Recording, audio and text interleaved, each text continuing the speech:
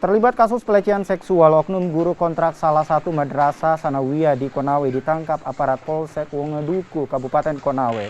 Oknum guru berinisial EP usia 34 tahun yang telah mengabdi 4 tahun di MTS diamankan setelah polisi menerima laporan dari orang tua korban. Di hadapan penyidik, pelaku mengaku berulang-ulang melakukan tindakan tidak terpuji pada ketiga orang siswi. Agar tindakannya tidak ketahuan, pelaku menjanjikan akan memberikan nilai yang baik pada mata pelajaran yang dia bawakan. Atas perbuatannya, pelaku dijerat Undang-Undang Perlindungan Anak dengan ancaman hukuman maksimal 15 tahun penjara. Pelaku kini diamankan di sel tahanan Mapolsek Wongeduku untuk kepentingan penyelidikan.